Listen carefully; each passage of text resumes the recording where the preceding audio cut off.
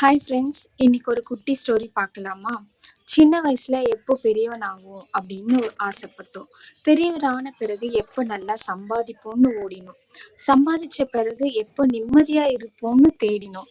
ஆனா வயசு ஆகும்போது தான் புரிஞ்சது, நாம தேடிய நிம்மதி பெரிய வீடுல இல்ல, நம்ம உண்மையாக நேசித்த அந்த சில மனிதர்களிடம்தான் இருந்தது.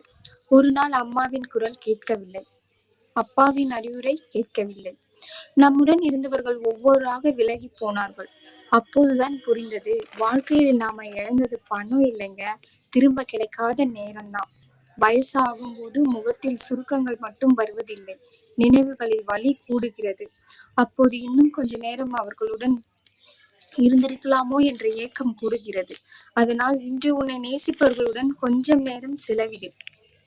ஏனென்றால் வாழ்க்கையில் எல்லாவற்றையும் மீண்டும் வாங்க முடியும், ஆனால் கடந்து போன நேரத்தையும் போய்விட்ட மனிதர்களையும் மீண்டும் வாங்க முடியாது. நண்பர்களே, என்னுடைய இந்த குட்டி ஸ்டோரி உங்களுக்கு பிடிச்சிருந்துன்னா லைக் பண்ணி ஷேர் பண்ணி சப்ஸ்கிரைப் பண்ணிக்கோங்க. என்னோட வீடியோக்கு ஆதரவு கொடுக்குறவங்க எல்லாருக்கும் என்னுடைய தேங்க்ஸை நான் சொல்லிக்கிறேன். ரொம்ப ரொம்ப நன்றி நண்பர்களே. Thank you all.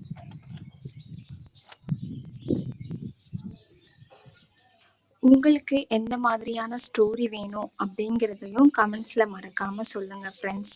Thank you friends. பாய்.